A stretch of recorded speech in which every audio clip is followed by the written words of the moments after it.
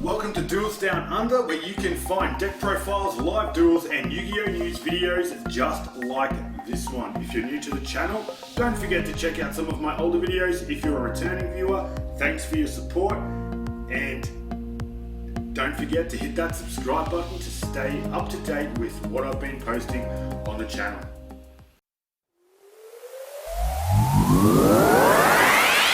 What's going on YouTube? Thank you for clicking on that thumbnail. You are here with Duels Down Under, and today we are talking Tournament Pack 12.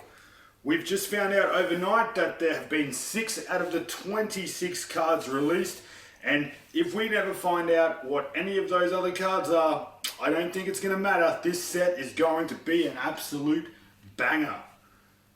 As you know, OTS packs, like I said, 26 cards, 3 of them are ultimate rare, 10 of them are super rare, and 13 are commons. Normally we get a range of reprints from the OCG. We usually get a token, and of course those ultimate rares are much sought after reprints of usually meta relevant cards. This time around there's a little bit of a difference there. We only know 2 of the ultimate rares, but the 2 that we do know so far are both meta relevant and are going to have a little bit of collectability about them as well. Before I get into the spoilers with you though, I will tell you that the OTS Pack 12 will be available on the 5th of December at your tournament stores. This set is going to be something special. Hopefully it's not shorted like I think it was OTS 9 with Stratos in it, where most tournament stores ran out very, very early on after the release. But you're not here to listen to me rabble on about that. You're here to find out what these cards are. So the first ultimate rare that was released and announced by Konami was Solemn Judgment. Finally, after coming back at 3 on the last Forbidden and Limited list, we have Solemn Judgment being printed as an ultimate rare, joining its counterpart Solemn Strike that was printed a couple of years ago, and of course Solemn Warning, which is also printed in ultimate rare, not in a tournament pack however. Making it back at 3, the price of this card is going to be astronomical to start with. I can see it reaching maybe 60, 70 US dollars. That it's putting it up at 100, 110 Australian dollars. If people are running 3 of this in a deck, boy oh boy, they are going to be spending out some money for that one. Remember though that we do have the Lost Art promo of Solemn Judgment being reprinted as well. So that should maybe keep the price down a little bit, but we know that tournament pack ultimate rares are sought after by not only players but collectors as well. And a Solemn card in ultimate rare, it is going to look absolutely exquisite. The second ultimate rare was a huge announcement, and this is the one that I'm most pleased with so far. Twin Twisters is joining its Spell and Trap Removal Brothers Cosmic Cyclone and Mystical Space Typhoon, and is getting an ultimate rare reprint of its own. Now this card was released in Breaker of Shadows more than a couple of years ago now, and boy oh boy did it actually take the meta by storm, being able to discard to destroy 2 spell and trap cards on either player's side of the field. It's a quick play spell. It is seeing play today. It was seeing play last year, and it is going to see more play in the future. Such a powerful card. It is usually a 2 or a 3 of, and just like Solemn Warning, I can see the price of this card starting off pretty high.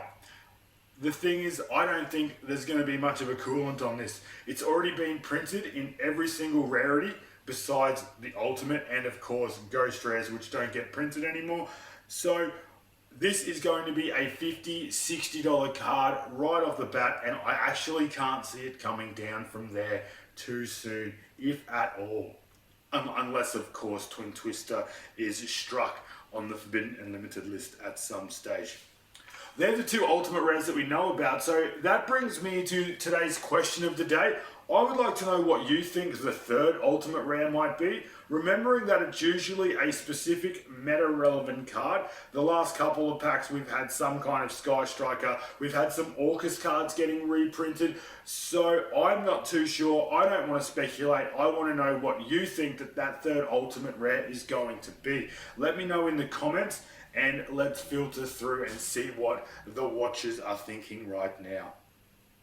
That does bring us into the super rare, however, and 4 of those have been announced so far.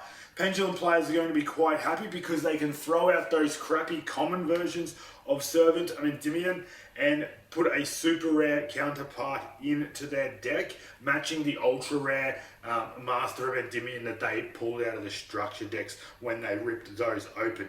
I guess it's really good to see Konami actually have their finger on the pulse a little bit. We know that even though the Pendulums aren't topping all of the premier events around the world at the moment, they are showing up at regionals. They do get a lot of play and people do love them. So these in a super rare form is actually going to let the players know that Konami is still thinking about those Pendulum players out there and that Konami do actually care. A Time Thief Redoer was also announced as a super rare. I'm excited because I really love this card. Probably a little bit too late. Could have been in the last pack, but we know that there is going to be more Time Thief support in the upcoming sets. So I guess Konami are looking at it as they're getting in early, getting people the opportunity to pick up their copy now. The one thing I do like about the super rare in the OTS pack is that normally a card like this that's a little bit obscure would pop up in one of the slots in one of the side sets, say the Battle of Legends for next year, but hopefully it doesn't now. It won't get that ultra rare printing, hopefully, and that'll open up a slot somewhere else. This card won't be too sought after. There are so many commons floating around. It's not seeing a lot of meta play. Maybe when the support comes out, it'll get a little bit, so I can't see the price spiking a lot on that. It'll probably start at $5 Australian where it normally does, and then just slowly creep down after that until it does pop back into the meta at some stage. Gren Maju players are going to be absolutely ecstatic. As I said earlier with the Servant of Endymion, it looks like Konami have been paying attention to what people are playing. It looks like they are going to be printing Gren Maju Deiza, not only a reprint of it, but a super rare reprint of it. It's finally going to give players a holo version, which should finally put some coolant on the prices of the old commons out of Invasion of Chaos. We will probably see players picking up these by the set. It will probably start off quite expensive, maybe $6 or $7, until all of the Grand Maju players out there have picked up the set of the card that they're looking for. And then again, just like Time Thief Redoer, we probably will see some coolant on that and the prices will drop significantly down because no one is going to want them after a while. The final super rare that was announced is the token. We know that over the last couple of sets of OTS, Konami have been printing a type of token in the set as well. This time around, again, Konami have hit the nail right on the head here, and they are printing the Nibiru token, or the Primal Being token, that is special summoned when Nibiru is activated and special summoned. This is going to be a huge hit.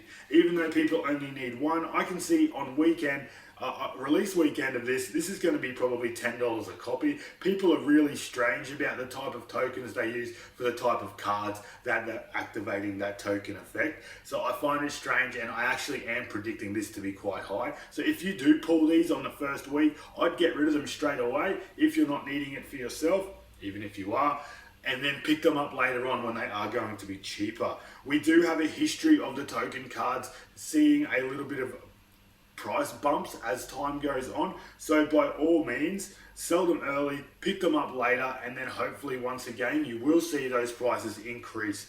Tokens are a collectibles thing. People do enjoy keeping those and collecting them, so if you do decide to hold on to these, they will probably be valuable in the future as well.